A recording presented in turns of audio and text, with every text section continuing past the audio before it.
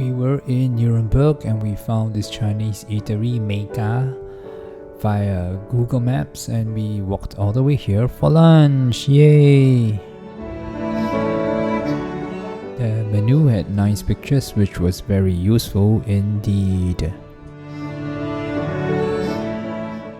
We shared 2 small bowls of hot soup. This is what it looked like. And then we had 3 dishes. 3 dishes with rice, including chicken and beef and something else which I cannot remember.